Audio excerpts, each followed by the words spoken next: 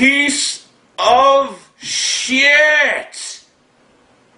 This movie was a piece of shit. I don't even...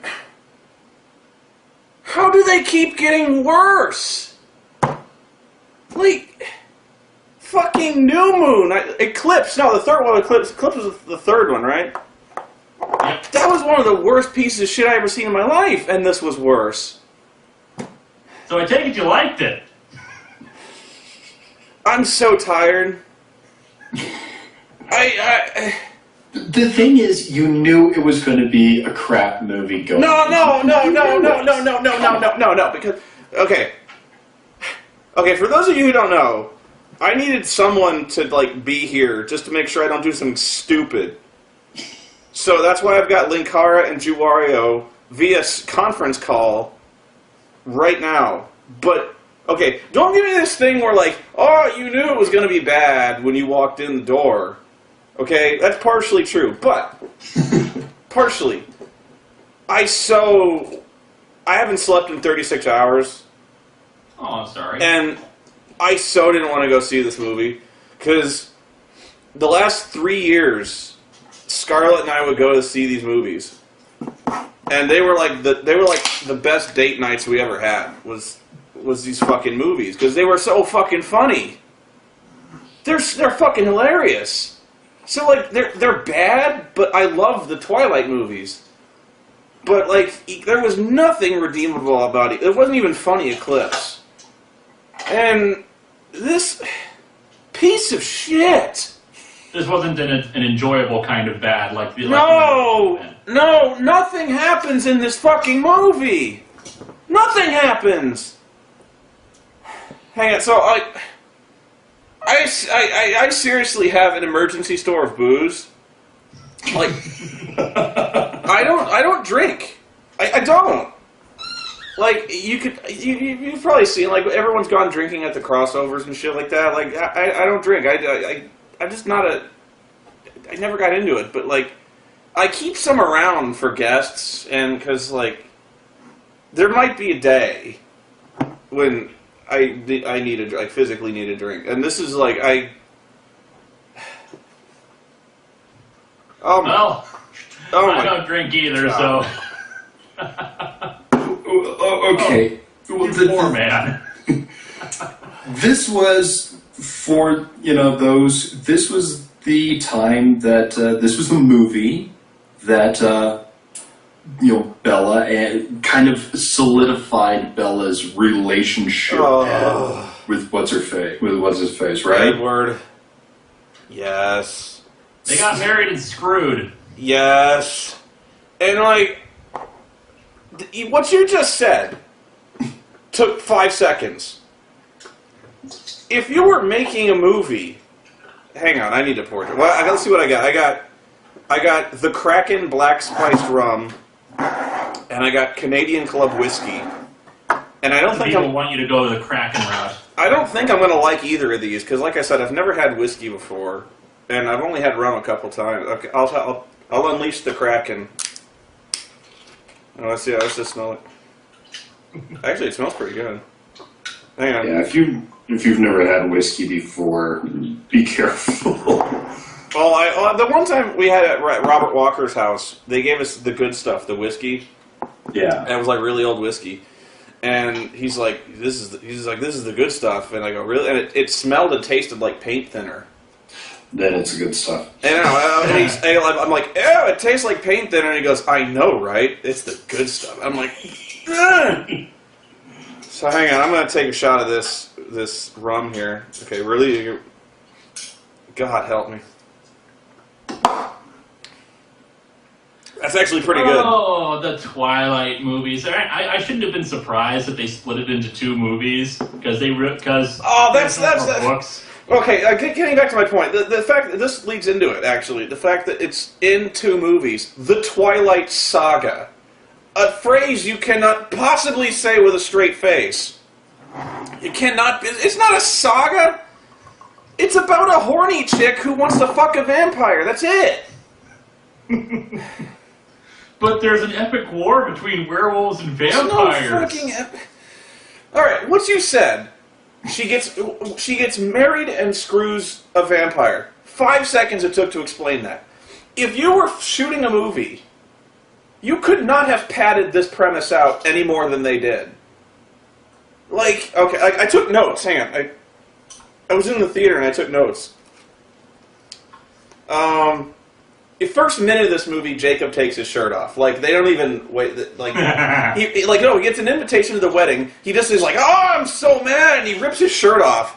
That's how we actually. Hang on, I gotta rip my. This is my movie shirt. What the hell do these people see in this woman? I know. Like, she's. Okay, hang on. She's a sociopath. All right, so like, she gets married, and they go to Rio and they fuck. And they fuck a lot, okay? And that is the first 45 minutes of the movie. Just them having sex and doing... Yeah. No, okay, like 20 minutes, 25 minutes of the wedding, and then they go to Rio, and they fuck. And that's the first 45 minutes of the hour of the movie. That's it. That's all that happens. I swear to God. Like, when I worked at Barnes & Noble, they actually had like a midnight release thing for the book it's based on, and like there was they had like a schedule of events. You can't have rum. Like, a mock wedding ceremony for these two. Puppy, you can't have rum. This is for me. This is Daddy's medicine. Oreo feels your pain and wants to share it with you. Oh, it's actually really good. Ah. All right.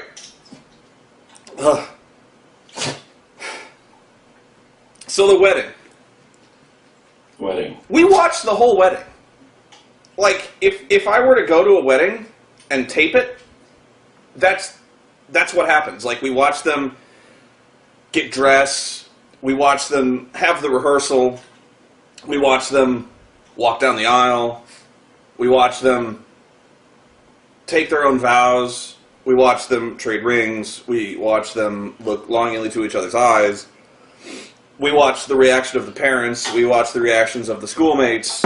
And then, when they get... It was very sweet. There were people crying in the aisle. There were women. I could hear them crying. It was that beautiful. It was that... And then, we go to the reception.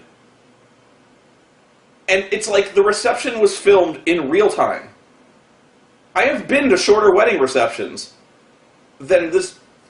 And you know what? This was actually the best part of the movie. I really liked the wedding reception scene, believe it or not. Really? Yeah, because this was the one scene that the characters were actually clearly having fun and exchanging funny dialogue and smiling. 4 fucking movies. As opposed to just standing around being emo and being like, 4 fucking movies. Yeah, 4 fucking movies. These characters have never cracked a smile, not one time. Yeah. And finally at the wedding reception, Jesus Christ, that's a lot of boobs. Finally at the wedding reception, they're actually like telling jokes and like being funny. And like the only character that is at all sympathetic in this whole fucking movie is Mustache Dad. the Billy Burke, I think his name is. Yeah. He's the only guy who you can actually see written plain on his face the pain and anguish of having this diabolical fiend for a daughter who lies to him constantly and who is clearly just ruining the family, like right before his eyes. And so, like, but he's at the same time, his character is portrayed as being completely powerless, and he knows it. So, like, his entire performance is just him, like, shrugging and going, I know, what I got nothing else to do. Like, sorry, like,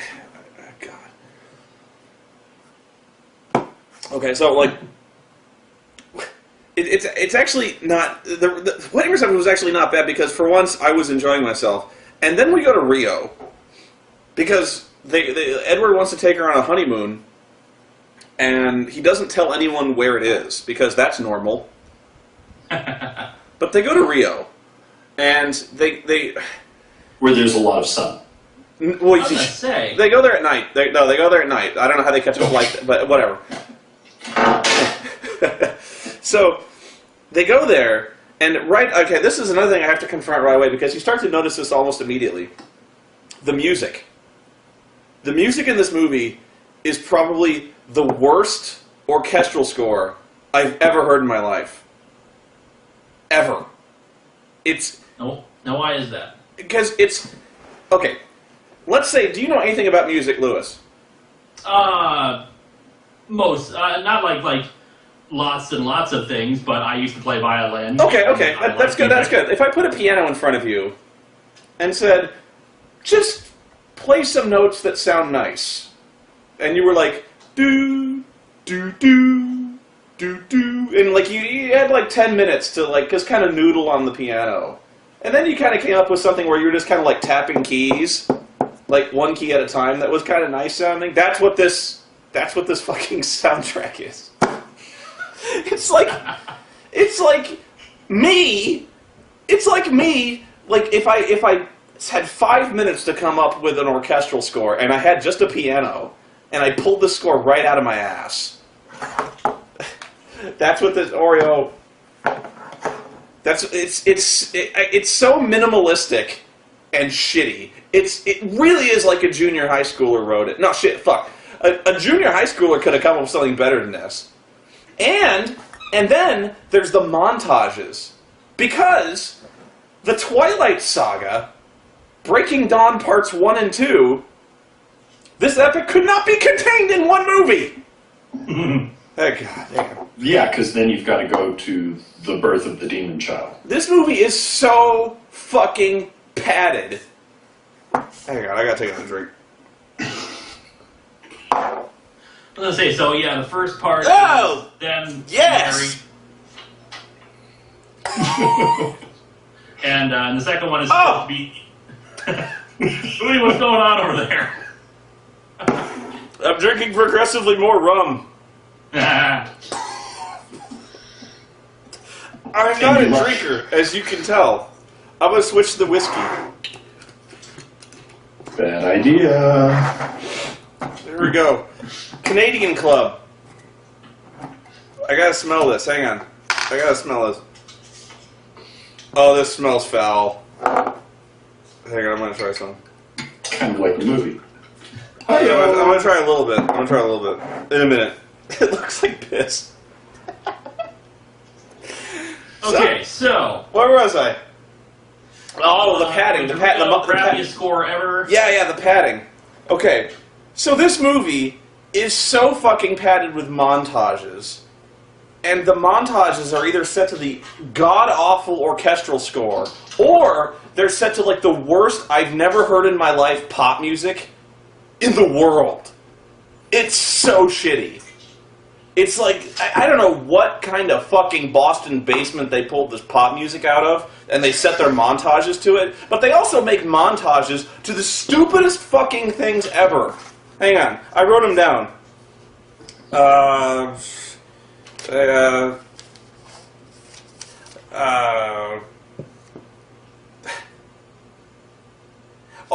sorry, I go back to the wedding here. There's a scene at the wedding where they start, like, they say, "You may now kiss the bride," and like Edward and Bella just start like blatantly making out in front of the entire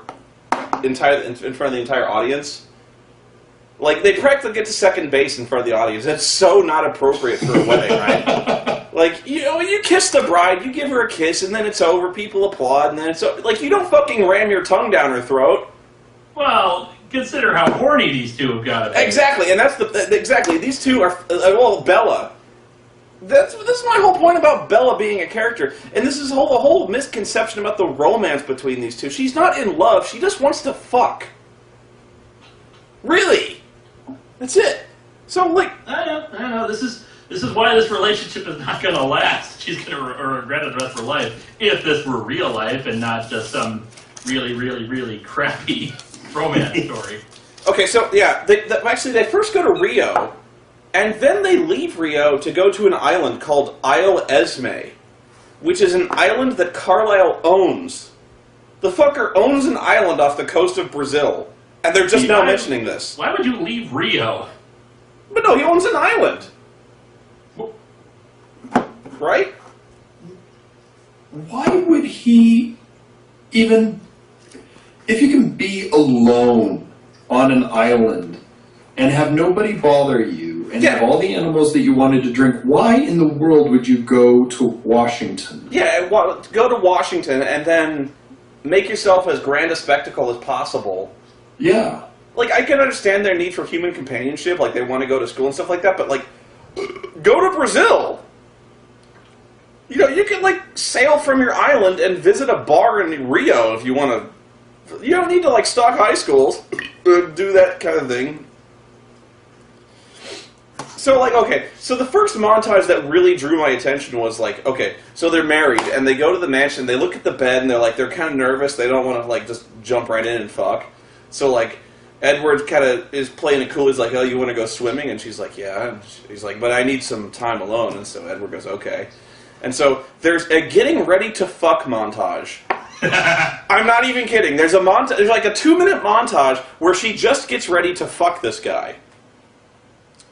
And like she brushes her teeth. She shaves her legs. She takes a shower, and then she tries on lingerie. Like fucking 2 minutes of this, where she's just trying on clothes and shit. I can't even remember the pop music. It was fucking awful. Maybe that was for the guys, so that they don't feel so bored and like, oh god, hey. No, you don't even see anything good, really. The one time you see any kind of amount of skin on her is like later when she gets in a swimsuit and they go swimming together. Even in the lingerie? You see her in lingerie like one time for like 5 seconds. But that's it. And so the crux of this whole movie, or at least the start of it, is that vampires are way stronger than humans. And he will break her. And he will break her physically. One of the physically. reasons why I actually wanted this book to be adapted, because it was the most messed up of the books. It is. And so like Edward's all. By the way, Edward, this whole movie has one emotion, and you can't see it, but this. Let me try to replicate the emotion, the one emotion that he portrays in this movie. Where I said it initially, he looked like he's constipated. Let me try to go for the camera where he's got this one face where he's just like.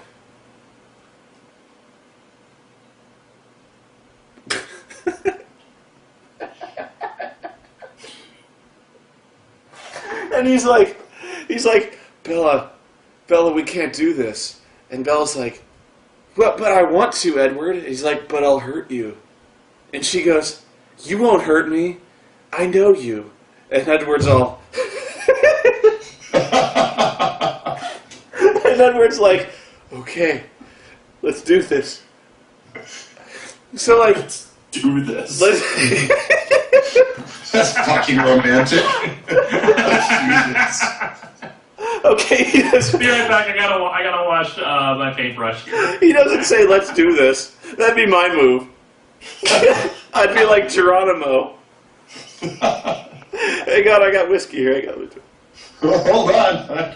Let me get my nose clamps. Oh! Dive! That's actually not bad either.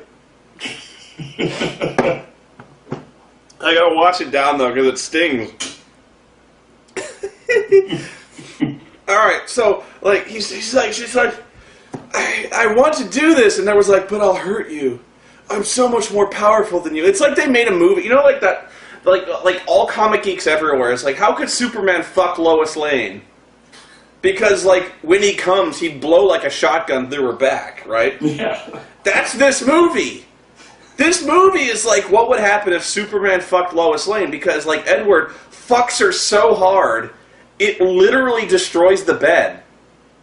And he supposedly, like, breaks her. Yeah, I think in the book he hurts her way worse than he does in the movie, because he fucks her up in the book. In the movie, he just bruises her. Like, he leaves hand marks and bruises on her. He's like, I'm so sorry, Bella. You must hate me right now. And she's like, no, let's fuck again. And so, like, she does. No, she's like, you didn't hurt me. What are you talking about? And he's like, oh, I'm so sorry. I'm too strong.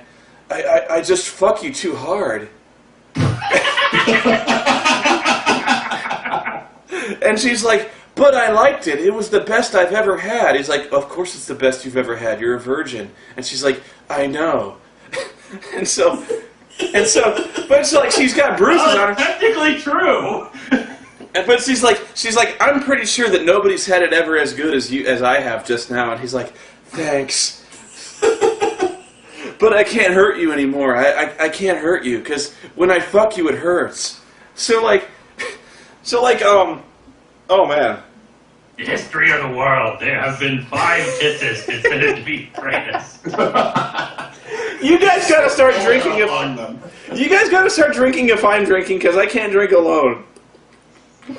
Oh, I could get a sun kiss then. Do it! Do it! I'm gonna get a sun kiss then. So, like, I forgot, okay, so, like, he's so afraid that he's gonna hurt her, because apparently in the books, I think he, like, breaks her hip or something like that. Like, he hurts her really bad. He breaks her, yeah. Mm-hmm. Yeah, and that's actually one of the, the key points is that, he breaks her and then heals her by turning her into a vampire. Yeah, okay, so I'm getting that. So, like, I'm like watching this movie where he's all afraid of hurting her. I'm like, dude, let her be on top. Problem solved! Wait a damn second. I just thought of this.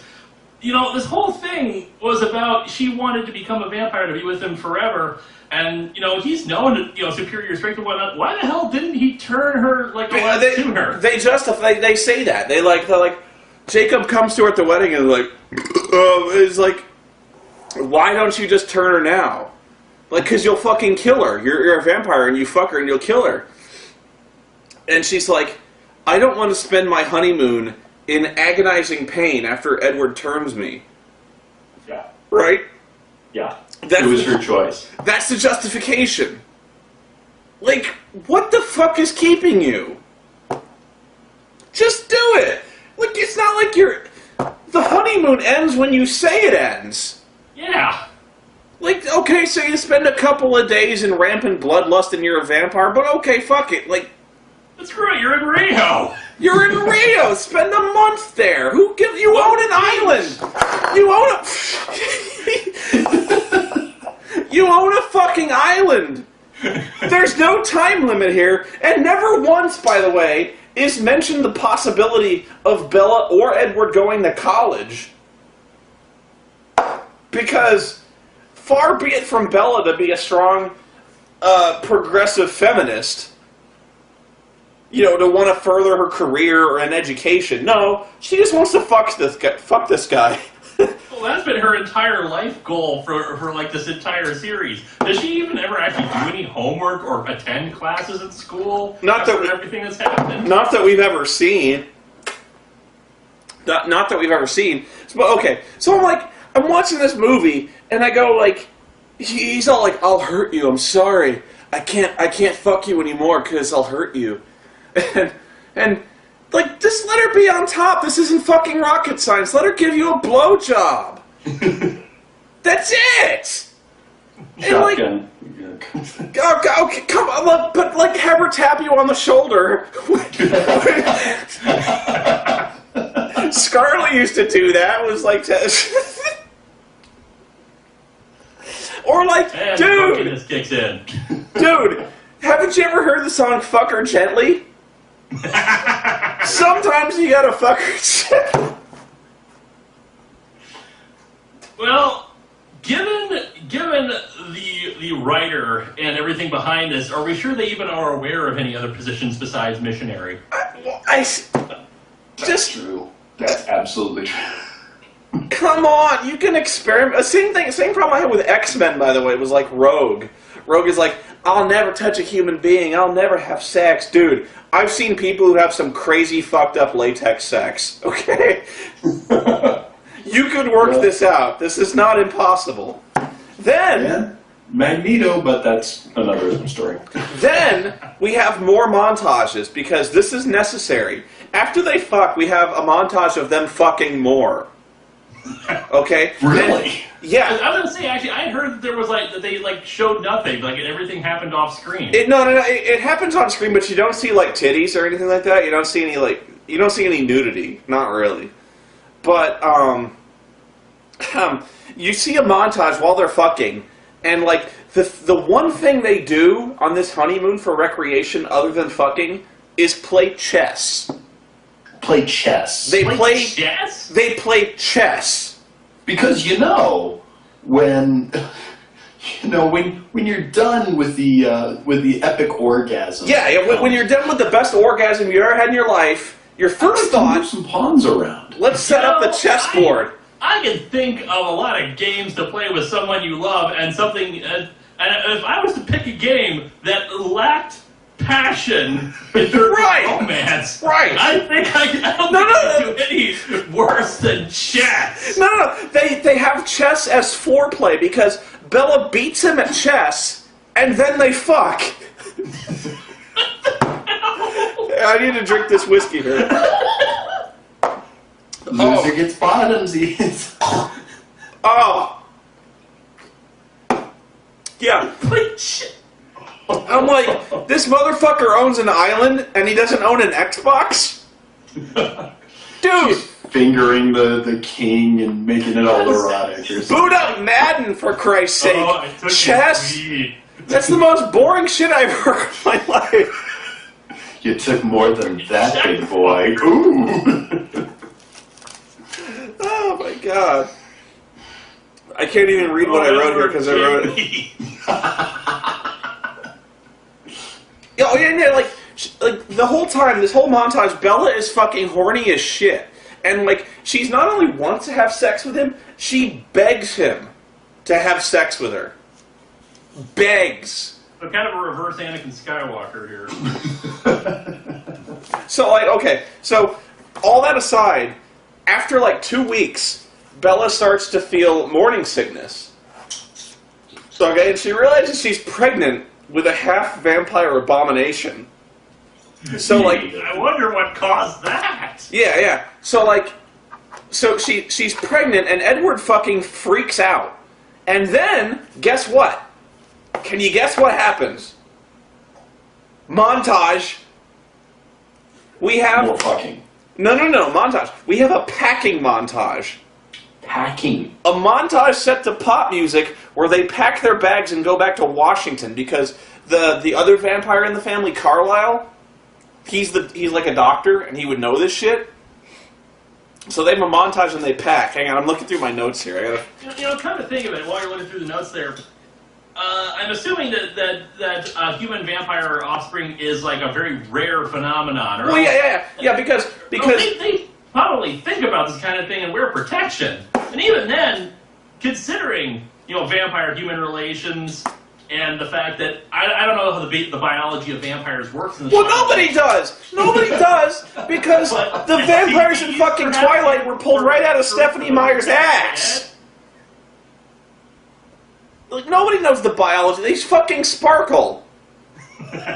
What fucking vampires sparkle? And like, what? I know, it just seems like you'd want to wear protection for these kind of things. Yeah, like just for the possibility of vampire STDs. But like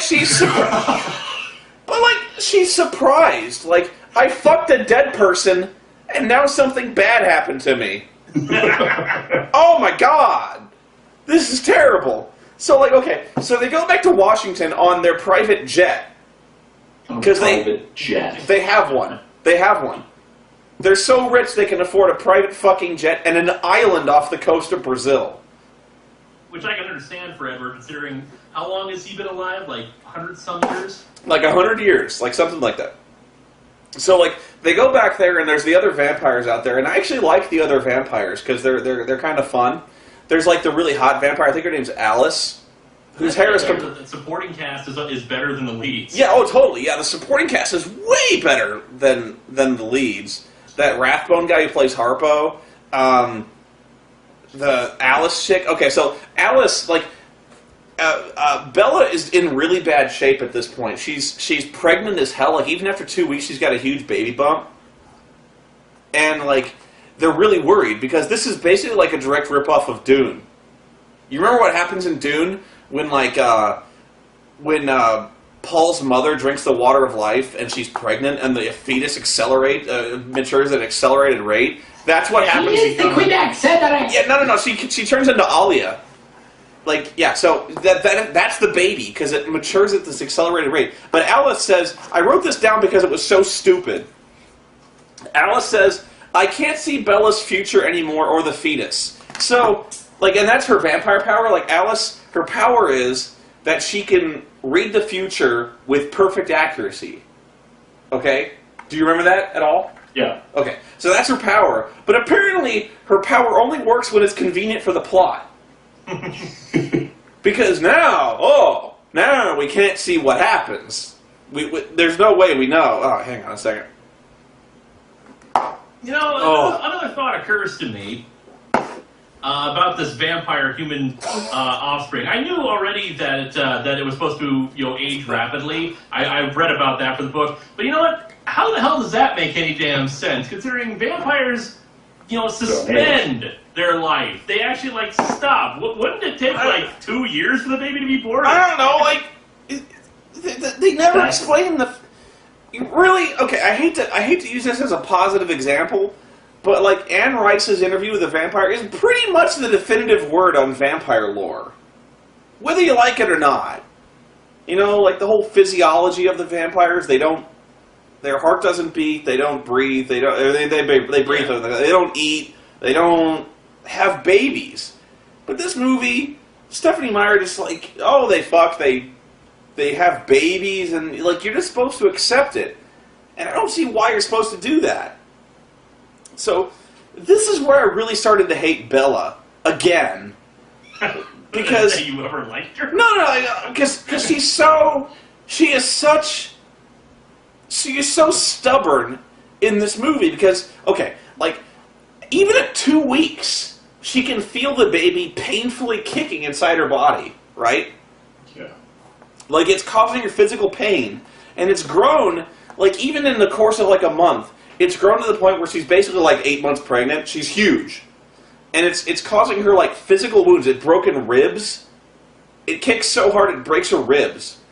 And they're every vampire, even Carla's this is really not safe. We need to terminate this fetus because you'll die. Right? It's literally kicking your rib cage into splinters. And she's no, you can't. I love it. I know it'll be okay. It's good. And they're like, we have never seen anything like this in the history of vampirism. This is fucking scary to us. This is growing at a rate we've never understood before. We have no conception of what this is doing to you, and we have no idea what's going to emerge from your vagina when it's done. For all we know, it's some kind of half-demon abomination that'll become like a daywalker and conquer the world. Haven't you ever seen Rosemary's Baby, for Christ's sake? Here's a thought. I mean, I'm assuming Twilight takes place in modern day. Yeah. I haven't seen the movies enough, but I was under the impression that they were in modern day. Have a frickin' C-section! Well, no, I'll get to that. Because that's the good part of the movie. I can't have any more rum. I'm really fucking drunk right now. She's so stubborn. Even though this thing is killing her, she's I gotta have this baby. I got to. And so, Edward even, everyone is coming to her and going, this is fucking stupid. Why would you endanger your life for, and I'm not going to get into the whole... Because of maternal instincts. I know, and I'm not even going to get into the whole maternal instinct or anti-abortion thing. But let's just say, if this thing is in, not even possible danger of killing you, if it's in highly probable danger of killing you, 95% likely of killing you, let's have an abortion, okay? We can do this under more controlled circumstances. I don't know. I know I'm going into a really dark area here, but all I'm saying is she makes this decision unilaterally to have this baby, which might kill her, disregarding completely every bit of input from her family, her friends, and her husband to have this baby, despite the known and entirely probable risks that this baby is going to burst out of her fucking stomach like the alien and kill her.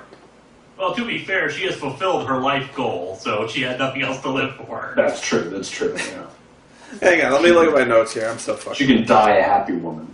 She had sex with Edward, she has no other reason to live. I can't even read this. It says, wet work is still awesome. I don't know what that means. You wrote it. What do you know? What it says? But yeah, Murwalk is still awesome. Oh, I know. It says music is still awful. Ah. It says I say Merfolk is still offer. Drunk when you write. Well, I'm writing in the dark. I can't read. There are merfolk? We have mermaids and mermen now? I don't remember. Well, I wouldn't surprise me. No, okay, but we mustn't forget about Jacob, who's in this movie as well. Okay? Oh. The werewolf guy. So, like, they make, like, the stupidest decision I've ever thought of in a movie for this movie. Where, like, okay, Jacob is all tortured about, like, Bella giving birth to this half-demon abomination that she's about to. It's gonna kill her. Like, there's this whole truce between the vampires and the werewolves that's in jeopardy because of this. And so, like, the werewolves get together in the forest, and they start to have a debate about what to do with Bella, because the vampires have pretty clearly broken the treaty and are killing Bella. And so they have this scene where the werewolves, and by the way, the werewolves in this movie are still horrible. Like, you remember the CG in the first Twilight movie, how the werewolves were really fake looking? Yeah. And really stupid? They're as bad or worse in this movie.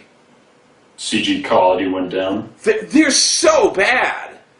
Like, I can't believe they looked at the footage when they put together this movie and were like, oh, that'll pass muster. People will totally buy these or werewolves. Fuck. They're so bad.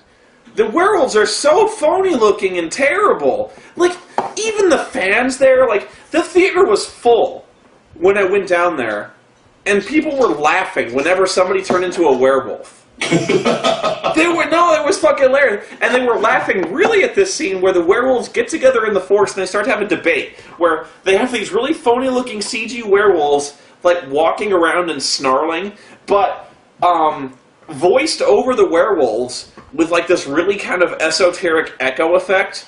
The werewolves are saying in, like, things like, I am the grandson of the chief. We must destroy them. And it's so fucking stupid. You know, maybe I need to see Eclipse to understand this, but why the hell is there a truce between the vampires and the werewolves based entirely around this stupid, vacant-eyed psychopath? No, it's not around Edward. It's around, like, the whole... No, I mean Bella. But you're right, though. You're right, though. The truce makes no sense. Okay, let's look at it this way. The vampires who own an island off the coast of Brazil decide they want to, they want to subject themselves to human exposure. They don't want to isolate themselves. They just don't want to be a part of society. Okay, fine. They go to Washington. They run afoul of the werewolves to the point where there's a war. And then they form a truce with the werewolves to where they can live peacefully with the werewolves as long as they don't kill anybody. Okay? Fair enough. Here's plan B. Here's something easier. Move somewhere else. Do you really have to live near Forks, Washington? Really? You own an island! Fucking sell the island and move to New York! Move anywhere! You don't need to truce with the fucking werewolves! Go somewhere! They're so worried about, oh, we can't turn Belle into a vampire because that'll break the treaty. What the hell do the other werewolves and other vampires give a rat's ass about Bella? I can understand this was just between Edward and Jacob, but what the hell does all the other werewolves and vampires care about this stupid idiot? I don't know. Everyone thinks they care about Bella, and the werewolves are the whole thing was that the werewolves Jacob loves Bella. Right, and Jacob... Is Jacob like the king of the werewolves? No, he's not, no, but... I don't get this. But Jacob loves Bella so much that he actually turns against his own kind. He turns against the werewolves and tells the vampires that the werewolves are coming to kill him. So guess what happens? Montage!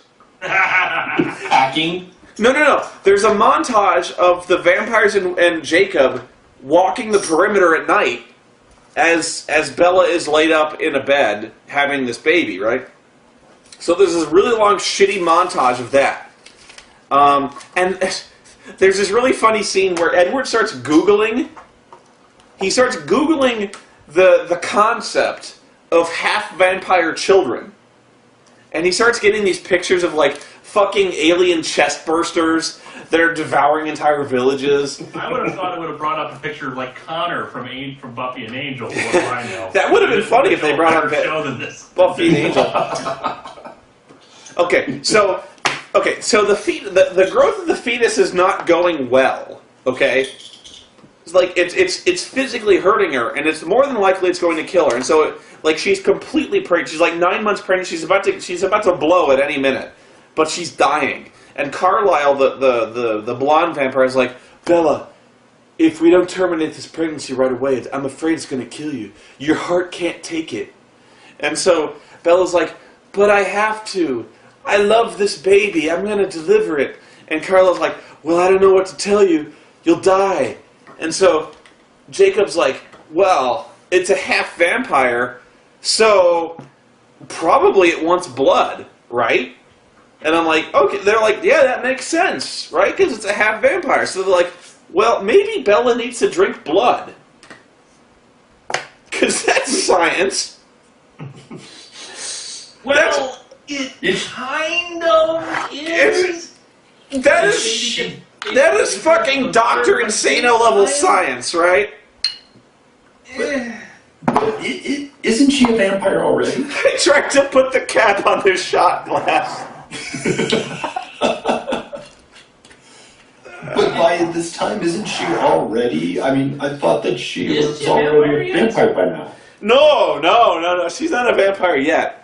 And that's why it kind of makes sense to have her drink blood, but at the same time, I was under the impression that, I'm not a medical expert, I don't know how babies work, but I was under the impression that the way the nutrients transfer from the mother to the fetus is that it's basically like, just like a general stream of nutrients. Not like Lewis, you ignorant slut. You're bringing science into this? Yes, damn it! Because they sure as hell didn't. So they're like, okay, the fetus needs blood. So they go, okay, where do we get blood? And Carlisle's like, oh, well, I was expecting Edward to turn into a vampire by now, so I've got some O-negative blood in the fridge. So they go, great! So Carlisle brings the bags of blood out, and I'm not even shitting you. He squeezes the bags of blood into a styrofoam cup with a straw and has her drink it.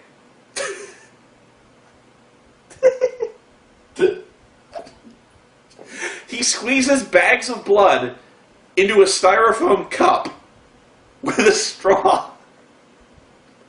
Is it like a little twirly straw? No. It's like if you've ever gone to like not like a Jack in the Box, because those have actually those actually have like cups with designs. If you ever went to like kind of one of those family Mexican restaurants like Filiberto's or something like that have the plain white styrofoam cups, that's what he squeezes the bags of blood into. Is like the styrofoam cups with a straw. He's like, drink this and you'll feel better. And she drinks it, and sure enough, it fucking works! She feels better. And then, that wasn't the funniest part of the movie. Oh, no, okay. And then, she starts feeling better, so she calls her dad. Because she's been missing for like a month now, right? Oh, jeez. And so she finally calls her dad after like a month, claiming she's got some kind of tropical illness that she got from fucking Brazil. And then she proceeds to lie her skinny ass off about how she's feeling much better and she'll be home any minute. Oh, by the way, I'm checking into a Swiss medical facility first. And of course, Mustache Dad is like, but Bella, okay, fine. He's given up. He's completely given up. Business as usual for Miss Swan. He's completely given up at this point because fuck, it's been 3 movies. If she hasn't listened to him now, she's never gonna fucking listen to him ever. No. Or like fucking called the full force of the authority down upon Edward, who has repeatedly brought her back to his house with broken legs and human bite marks on her arm. This has happened in previous movies, by the way. Yes. By the way, does the father know about vampires? No, of course not. Even She's though, the only one. even though, Gotta be frickin' kidding me. no, yeah, exactly. Because even though that Mustache Dad was at the wedding reception, and Carlisle brought his entire fucking extended family to the wedding, and by the way, who all obviously look like vampires, because the vampires in this movie have these really obvious, like, amber contact lenses in. They look fucking surreal.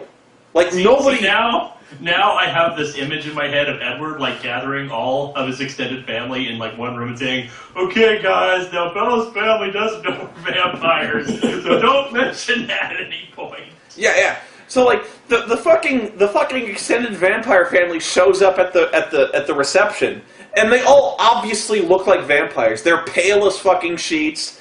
They have these, like, unearthly yellow eyes. But, like, he never puts this together. Like, of course, I mean, obviously a cop wouldn't think that these guys are obviously vampires, but he would obviously think that something was up.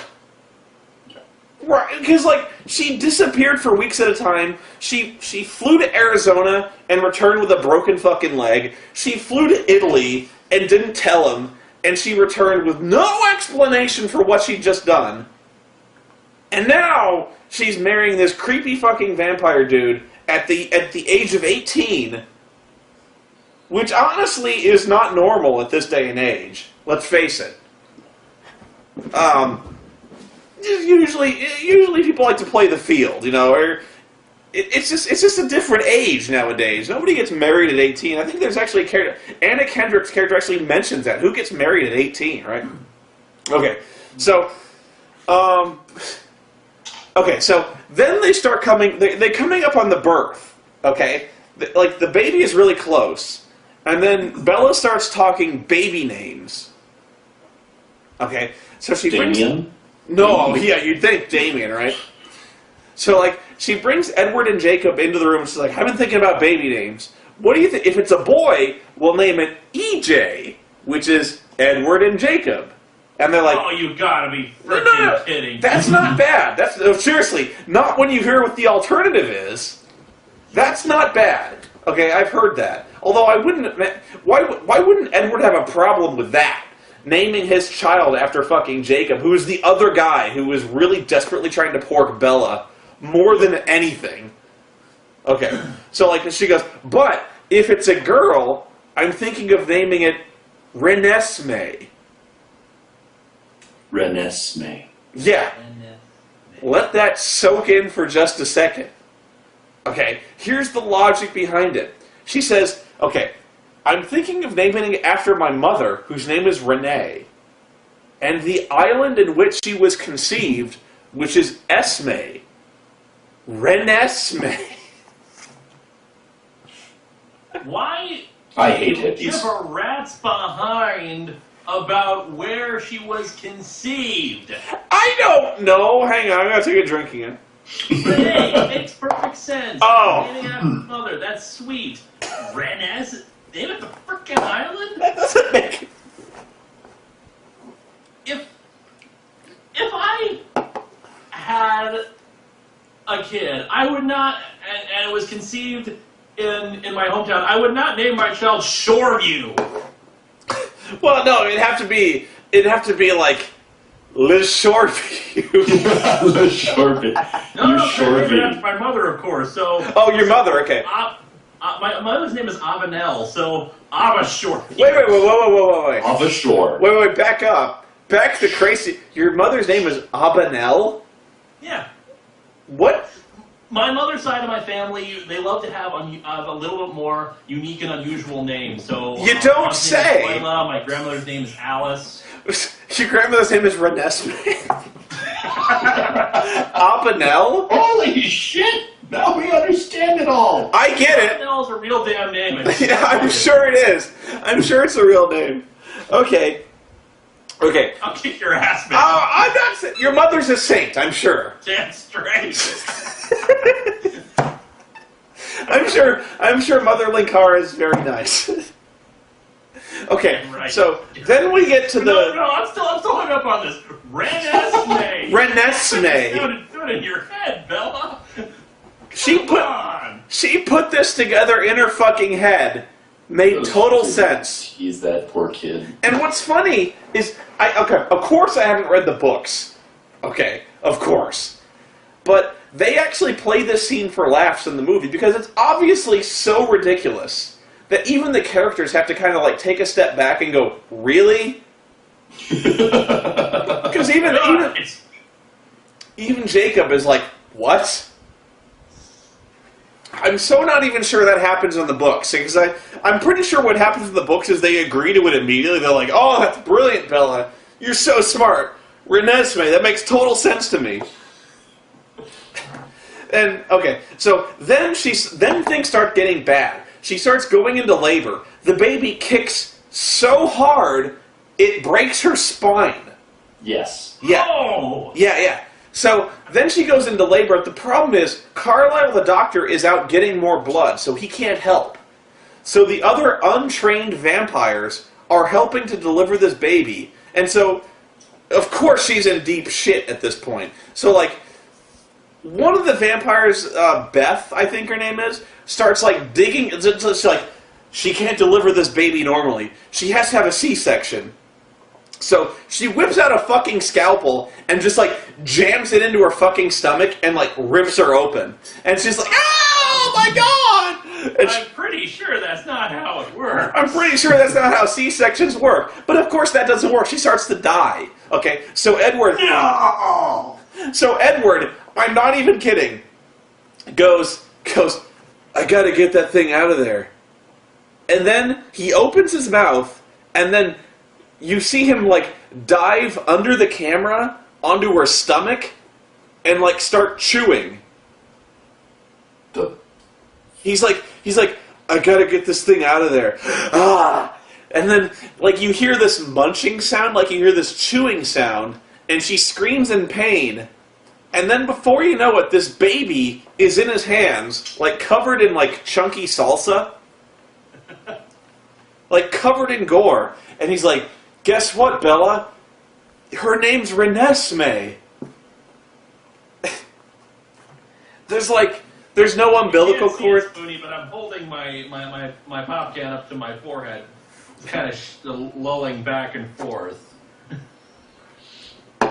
Okay, I don't think he just spit open her stomach. Yeah. I don't think she So, did any good I think to be happy about the Renesmee. So I think what happens in the book, again, which I haven't read, I think what happens in the book, what I've been told, is that he actually gives her a C-section with his vampire teeth. Yeah, I read about that. You did. Again, it's one of those messed up things about it that I maybe wanted Okay, to do. and that was like one of those things that I was told that I was like, I can't wait to see this filmed because I can't believe how they're actually going to film this. Okay, so I was like, my initial thought, like if you told me this is how we're going to film this movie, you're going to shoot a scene where there's a woman giving birth to a vampire fetus, and then a guy cuts her out of his womb with his vampire teeth. What I would have done is remember, like in like the old like 1930s vampire movies, like Nosferatu, where like they would just kind of cut to a shot of a window as a thunderstorm is raging outside and like lightning is crashing and there's a sound of screaming. That's what I would have done. Is just like cut to a scene of someone screaming and have it implied that this shit was happening. Because there's no way you could actually film this. There's no way you could actually film Edward, like, baring his teeth and like, Twitter suggesting that the birthing scene should have been done by David Cronenberg. yeah. That's exactly what I said. Was like, that scene is so fucked up. It's Cronenbergian. Like, and honestly, Cronenberg would have done a really good job with that scene. But what they do in this scene is they basically shoot the whole scene from the point of view of Bella. Okay, so like she's looking at Edward, and he like just dives down under the camera, like just dives down, and you don't see anything. He just like you hear this munching sound, like, and then he just like pulls this baby out. He's like, guess what? It's a girl. And I'm like, this is hard science right here. This shit. Okay, so like they pull the baby out, and then she starts to die. Because obviously the trauma that's been inflicted on this poor woman is catastrophic to the point of hilarity, right? So she dies, and I was like, I gotta do something. Edward's like, I gotta do something. So he goes and gets this huge fucking hypodermic needle, like 2 foot long, and jams it into her heart. He's like, it's my venom. It's my vampire venom. And like, injects her full of this shit, and it doesn't work. And he starts giving her movie CPR. You know, like how real CPR looks? Yeah. Like, what real CPR looks like real CPR. Movie CPR looks like somebody is kind of like heaving against somebody's chest, going like, live, damn it, live! And like, starts like pounding her fist against her chest, going like, live, Bella, you're stronger than this! And he collapses her ribcage completely. Yeah, and he does. Like, that's actually something that happens later when she gets better. It's like her ribcage like reinflates. But like, so he starts giving her like movie CPR, and it doesn't work. And he goes, she must need more venom. And so he stops giving her CPR and bites her in the neck. And then he's like, I need to bite her more. And so he takes her arm and he bites her arm. And then he takes her thigh and he bites her thigh. And he takes her boob and he bites her boob. And I'm like, dude, this is so not helping. Why didn't you get a fucking defibrillator? Get a fucking defibrillator, you cunt! And I'm like, 100 years you've walked on this earth, and all you've ever done is go to high school. You couldn't have gone to med school. You couldn't have learned how to be a doctor on your own. Edward Cullen, MD. Well, not like he. Okay, if you're 120 years old, you'd think you'd actually try to further your education a little bit. You wouldn't waste it on high school. I'm just thinking in my head, like Edward, like jumping around. I'm just imagining the scene, like in freaking ER or something, with Edward Cullen just jumping around with like the high tension action music playing. She needs more venom. No, that's what he does. He's like, she needs more venom. Hard. And then like, hang on, I gotta bite her somewhere else. Hard. And then he bites her somewhere else. Hard. And then, sure enough, she gets better. She lives. But before that, I'm sorry, I skipped ahead. Everyone thinks she's... I did. Everyone, if this takes... No, seriously, this scene takes like 15 minutes where she's dead and Edward is giving her CPR. Everyone thinks she's dead. So Jacob is horror-stricken by this revelation. Jacob is just like completely destroyed by this because Bella's dead. The love of his life is dead. So he blames the baby, this half-vampire abomination that's been born onto the earth. He's like, I'm going to kill this fucking thing. I'm going to kill it.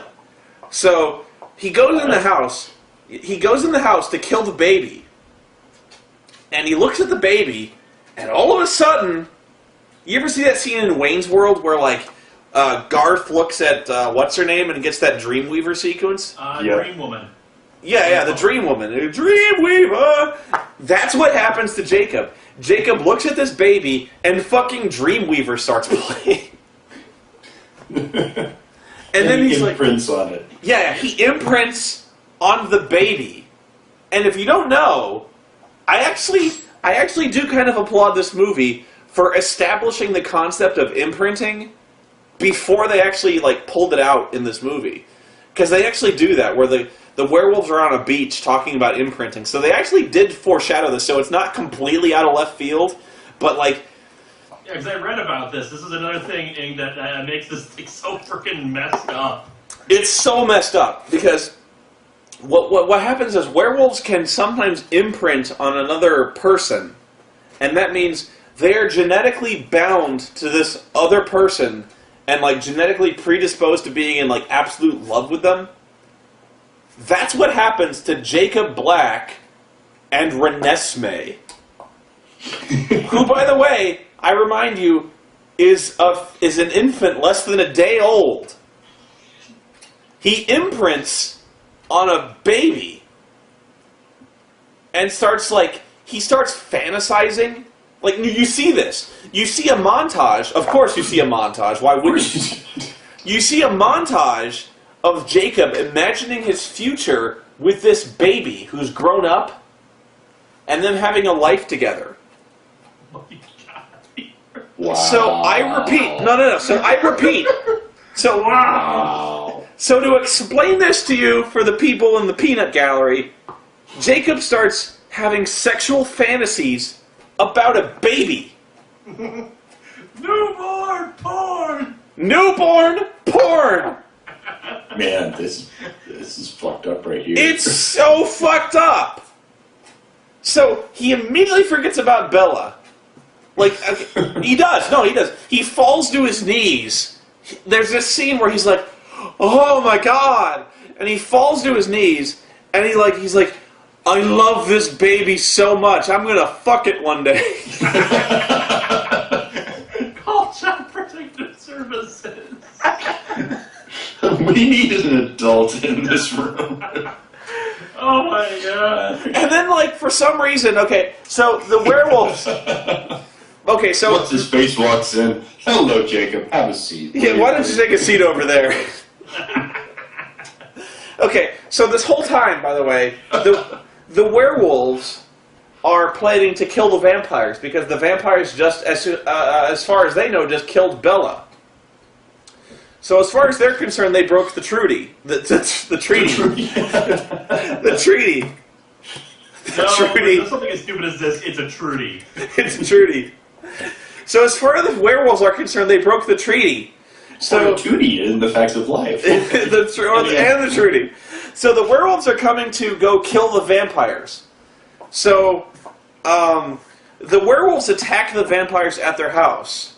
And then Jacob comes out, who is hell-bent on protecting Renesmee because he's imprinted on her. He's completely in love with this baby. And then Jacob starts, as this really majestic music starts playing, Jacob says, "It's over." And they go, "Why?" And he goes, "Because Jacob is imprinted on Renesmee. And once a werewolf is imprinted on a baby, that baby cannot come to harm. It is werewolf law." I am so not even kidding. It's fucking... It is imp law. Yeah. It's like, it's the highest law werewolves know. And the werewolves fucking leave. The werewolves fucking leave. Okay. Probably thinking, oh, this is bullshit. Yeah, they're like, oh, fuck, this is too fucked up. I can't. First Amendment. He's imprinted on a baby? Oh, Jesus. Is there like a werewolf constitution? Okay, so then... It's the werewolves do declare under the full moon. We're playing by a whole different set of ethics here. I don't know who likes this shit. I don't know. I've had friends who I've worked with who liked it, and I still don't know why that. J-Dub, I'm not saying anything bad about your wife. Your wife is lovely. I've met her. But I don't know how anyone can read this shit. I don't either. I really don't. And, like, if it's just a matter of porn, like, you can find porn. Why Twilight? Why? Twilight's not even good when it comes to porn. Like, okay, at its basest level, Twilight is like a Harlequin romance. It's every bit as stupid, really. Like a bodice ripper Harlequin romance, some princess meets a pirate.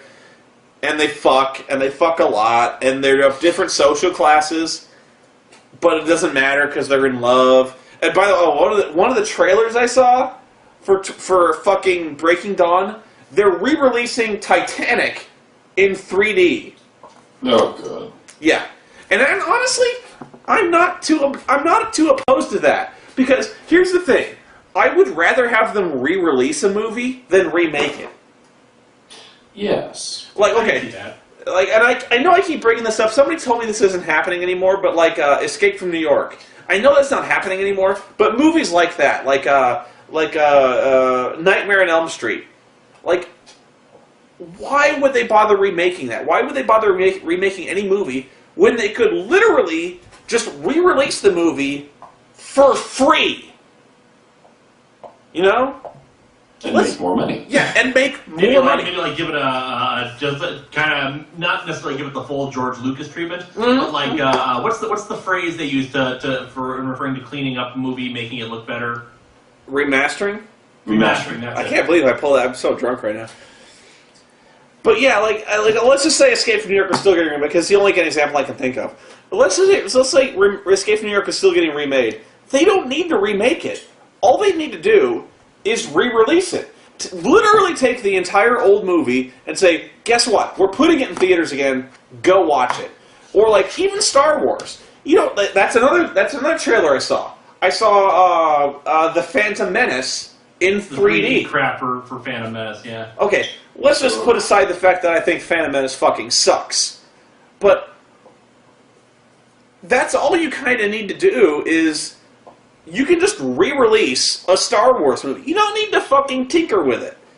Like, let's just say George Lucas is like, I need to make $20 million more. All he needs to do is say, guess what? Episode 4 A New Hope is going up, uncut, untouched, in theaters right now. Everyone in the United States would go to see that. I would. I saw the special edition. So did I. And even though the special edition is stupid with the CGI, I still enjoyed it. And I saw it again. Right. I saw every one of the special editions, not expecting the betrayal that the special editions would be with the fucking CG and the screaming as he falls down the Bespin pit. Mm. But I saw him. All you need to do for any one of these given fucking movies is be like, guess what? We're just putting Titanic back in the fucking theater. Go watch it. People would go watch it. So, like, honestly, I didn't have a problem with that. If you want to do it in 3D, okay, fine, whatever. I don't care. But that's my problem with George Lucas, if I'm going off on a tangent, is just, you know what? You don't even need to spend $10 million shooting a new fucking dance sequence for Return of the Jedi. You don't need to fucking CG stuff. Just be like, you know what? We're putting Star Wars back in theaters. All 3 movies. Pay $7.50 to go see it. We'd go see it, and we'd feel proud to do it. So that's my take on the whole remake thing. Okay, so back to Breaking Wind or Breaking Dawn.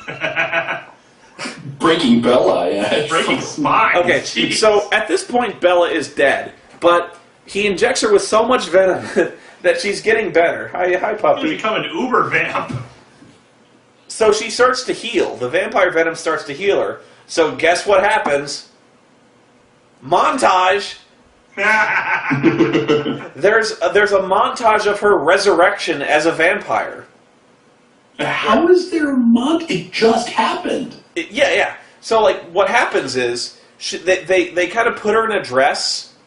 And by the way, this is actually another thing that this movie did really well. Ironically enough, whoever did the makeup effects for Bella in this movie actually does deserve an award. Really? Yeah. Because what happens is, over the course of the movie, the baby starts, like, destroying her physically and starts, like, feeding on her and starts sapping her energy. And she starts to look really shockingly underweight. Like, she looks like she weighs 70 pounds by the end of this movie. She already looked fairly thin. Yeah, she already looks really thin in this movie, but by the end of this, she looks like a fucking skeleton in this movie. She looks fucking bad.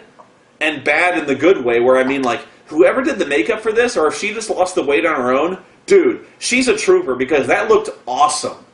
that was a really good moment in this movie where she looked like she really did look physically devastated by this vampire thing she's growing. But yeah, that looked really good. So there's this montage of her becoming a vampire, and it's all the. You ever watch CSI?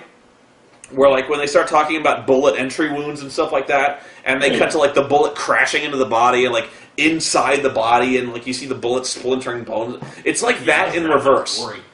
It's really gory, but in reverse, where, like, you're inside her body, and you see her nerves regenerating, and you see her spinal cord reforming, you see her ribs reforming, but it's like this montage where she gets better, and that's how the movie ends, is she opens her eyes, and she's got red eyes. She's a vampire now, and that's how the movie ends. But that's not how really the movie ends, because, okay, the credit sequence, I have to establish right off the bat, the credit sequence looks like something off a 1990s independent movie. The credits are... I rarely would bash on the movie for having really shitty credits, but this movie really does have shitty credits. Because the music is so bad, and it's so weirdly edited together. Why you would have credits like this? But okay, so at the midpoint of the credits, the best scene in the movie happens. Okay. Yeah. Okay. So you're so not even ready for this. Okay. So do you remember the Vulturi? Do you know what the Vulturi are? Yeah, I remember those from that vlog. They're like the vampire Illuminati. Right. The people who live in Italy who are in charge of the vampires. Okay, and they're headed by Michael Sheen, who is also in Tron Legacy, who also camped it up like a fucking beast in that movie as well. But, okay, so what happens is, this really awful music is playing, and then they start rolling the scene of this woman walking into a throne room. And the Vulturi are sitting in this throne room. In this throne room, there's 3 chairs. There's these 3 huge stone thrones. So apparently, all the Vulturi do all day, is like sit in their thrones in these really black robes looking fruity. That's all they do. If you were that powerful, what would you do with your time? Dude, I would go traveling. I would go, like... I don't know. I wouldn't sit in a throne in a robe looking fruity. I see it kind of like the Office Space thing. They would do nothing. They would just enjoy But no, that's what they're doing. They're literally doing nothing. It's like all 3 of these motherfuckers are sitting in a room on stone, uncomfortable fucking chairs, staring straight ahead, doing nothing. That's all the Vulturi do all day, every day. I'm like, dude, you gotta give these guys some kind of life. I would have believed it if this woman had walked into the Vulturi playing fucking Madden 2012. I would have bought that. If she'd have walked in on the Vulturi playing cards, like playing Magic the Gathering, I would have believed that. Or chess, even. Or chess. If the Vulturi were playing fucking chess, I'd have been like, you know what? They're passing the time. They're doing something because they're fucking immortal and they're bored. They're not just sitting in a fucking chair staring straight ahead. But okay.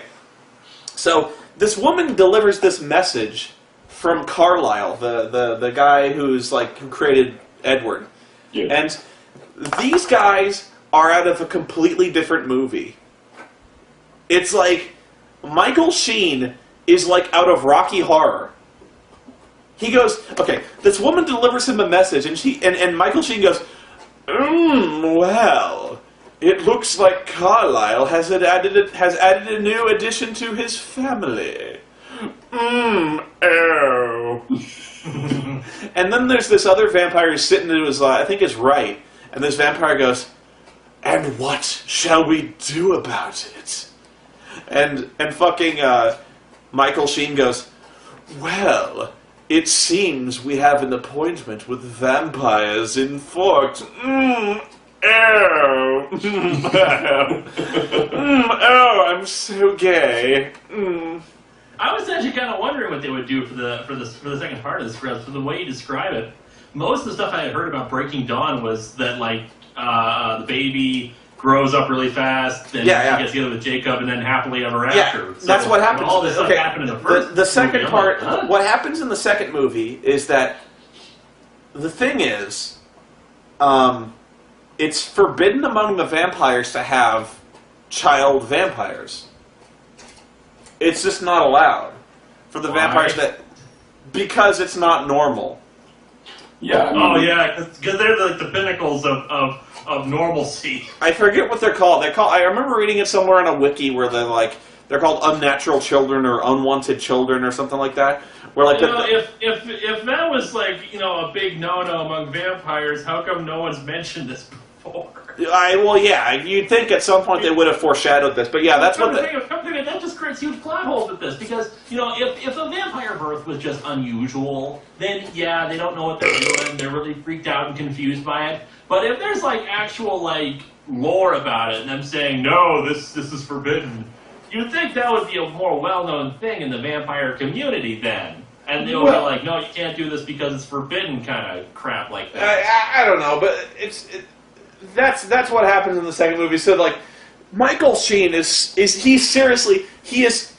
the only guy aside from Mustache Dad who is in on the joke. You know what I mean? Who actually like, maybe they're all in on the joke, but like Mustache Dad and Michael Sheen are the only guys in this entire series of movies who do not give a fuck.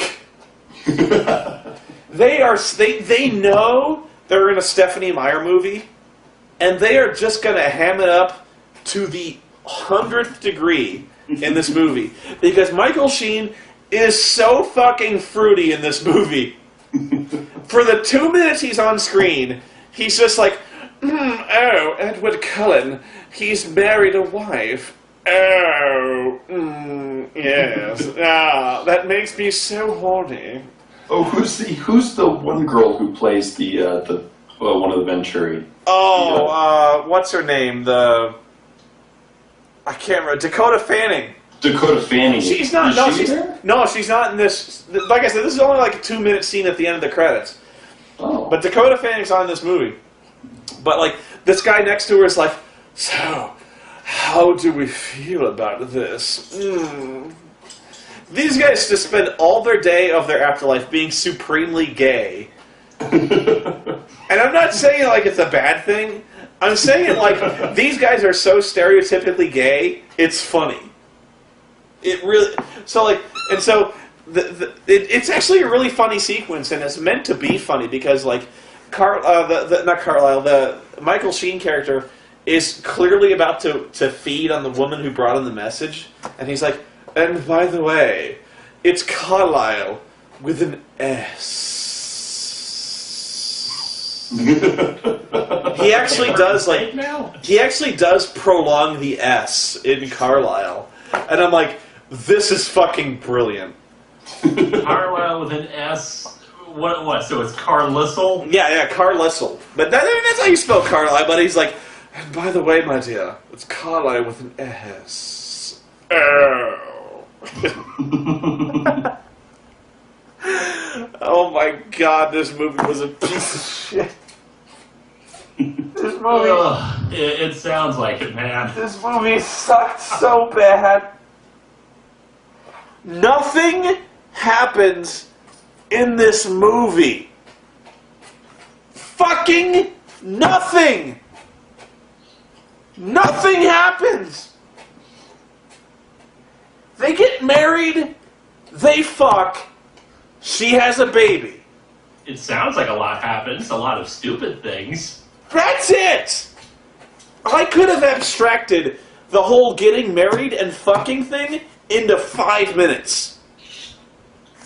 5 minutes, and that's even if I was being, like, self-indulgent.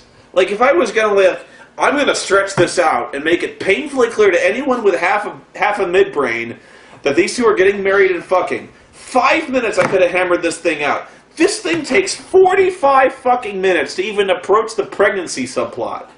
You could do that in easily a third of the time. Maybe this is like 15, 20 minutes she's starting to get pregnant. Not even. The fact that they broke this into 2 movies is like, you remember in junior high when your English teacher would give you a 5-page essay? Okay? And then you had 2 pages, and then to fill it up to 5 pages, you increase the font to like 24 point. Double spaced. Double spaced. That's what this movie is. It is so fucking padded and double-spaced that it's like, this movie is so fucking... It did not need to be 2 hours.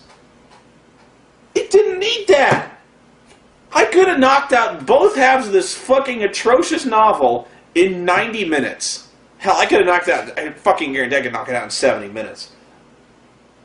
But, you know, Harry Potter and the Deathly Hallows, I disagreed with them splitting it into 2 movies. I said they should have just released it in one really long movie, 3.5 hours.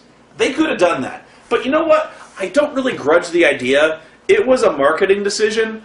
At this point in time, they kind of have to split it into 2 movies. And you know what? They did a pretty good job splitting it into 2 movies. Let's just fit. Because there was enough that goes on in the Deathly Hallows that they could have... There's so much behind the scenes, and there's so much that Harry has to do to get the Horcruxes and stuff like that. You can justify 2 movies. I could argue it, but you could justify it. There is no justifying Breaking Dawn being put into 2 fucking movies. Because there's... I mentioned Harry Potter has more business being called a saga than Twilight. Oh, no doubt. No doubt.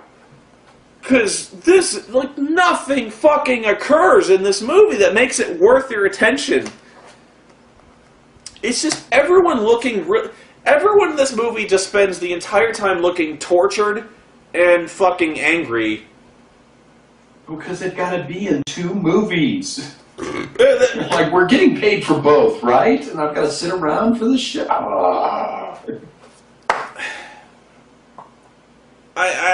Okay, that's the movie. That's how the movie ends. It's because of vampire. I suppose I should wrap this up. I don't even know how long. I can't even read the number. I think I've been going on for an hour and 21 minutes. That's okay. Do you have any questions for me? Like, while I'm completely hammered out of my mind? No, I mean, well, not for me. I think it's pretty obvious about. Are you going to see the second one? Well, you're kind of obligated now. Well, I gotta know how it ends, right? Fuck. You know what? Honestly, no. Most of the I'm gonna get kind of morose on you for a second, but like, most of the fun of going seeing these Twilight movies, and the reason I didn't want to go see this one, is because I was going with somebody, and I could make jokes about it with Scarlett, and that was the most fun I ever had, was making jokes about this movie with someone. And I just don't have any friends, and like, she's gone, and I don't... It's just me watching this really fucking boring movie, and there's no joy in it. I get you, though. In fairness, you know, you got us. We'll talk to you about it. But you didn't even go see it. Of course not. It's a piece of shit. Of course, yeah, exactly, right? See it to know that. But I don't even know who goes to the theater. The theater was fucking packed. There was not an empty seat in the house. But what I didn't understand was, okay, I would have understood if at the end of the movie, what's weird is, if at the end of the movie these guys are giving it a standing ovation, I'd been like, you know what, these guys are idiots. I get that. But at all the really funny moments of this movie, people were laughing. Like Renesmee. It's fucking stupid. And people were laughing. I cannot imagine who reads these books, who watch these movies, who, when the Renesmee moment comes up, or when Edward gives a C-section with his vampire teeth, I just don't see how anyone can read this and take it seriously. And honestly, I might be turning around this. Like J-Dub, I'm sure your wife is great. I'm sure, you know what it is maybe... No, maybe she read this, and she fully appreciates it for the ironic, kind of funny romance that it is. It's cheesy. It's really stupid, sure. But you know what? For 2 hours, it's a really funny ride. I can understand that, but it really is a matter of sharing it with somebody that I was really missing this time. That's why I needed you guys for this thing, because it would have been really sad for me to be like sitting here at this table just like bitching about it drunkenly on my own. I just needed somebody to kind of bounce this shit off of. So I thank you guys for being here. So like, Not It a is problem. not a problem, man. It was a lot of fun. Well, and you know, from what I've heard, because she actually has not read Breaking Dawn, she doesn't care to. really, Yeah, she read the first 3, and she was like, "Okay, the story is done." And 'Cause she had the even baby. told me that Breaking Dawn was written because people wanted an ending, and Stephanie Meyer supposedly was just like, okay. And she pulled something out of her ass. And even the people who love the series just go, wow, this was a shit. I understand what you're saying, but what was funny was I heard people out of the theater. People coming out of the theater were saying this movie sucked. I heard a group of like 6 women saying this movie was really bad, and they said how much more they liked the novel. They were like, "This is nowhere near as good as the novel." I heard that. Wow. Yeah, and I'm like, that's not possible. I know what happens in the novel. That novel is like 800 fucking pages long. It can't have been that good. Yeah. No, she went on to, she actually went on to Wikipedia. She read at how first asked me if any of my friends had reviewed the book, and I said, no, we don't really have book reviewers on our site, hon. And she's like, oh, okay, and went to Wikipedia to find out. And she was like, oh, okay, I know now. But you know what I heard? You know what I heard was I think she dropped this plan. I think actually there was at one point, oh god, I can't remember. I think there was some kind of scandal where one of the books got leaked on the internet before its published date.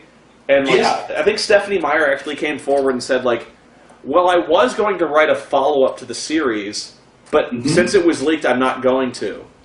What it was the very first Twilight book from Edward's point of view. From Edward's, yeah, I heard that. From Edward's perspective, yeah. And that was it. And it didn't do it. She said, well, you know, you fucked up, so you can now have what I was going to write, but you know, you can't print it. You can't do anything with it. But here you go. It's not finished. Because in Twilight there was so much more going on beyond the scenes that we had to go back and retrace our steps from Edward's perspective. Oh yeah. Oh yeah. Oh yeah. So you had to know what he was thinking. We had to know what he was thinking when he sat next to her in chemistry class, because that was You were fucking just like, really. oh dear God, I hope this is not my love interest. Really? Okay. Okay. I guess I would so love to eat her brains out. I guess what I'm going to do is I'm going to wrap this up with the following thoughts. The only way to see these movies is with someone who knows completely how bad they are, or if you're watching the riff tracks.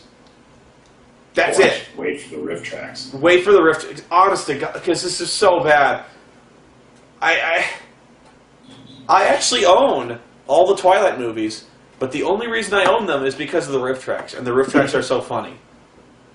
But you need that kind of riffing, that companionship to survive this type of movie.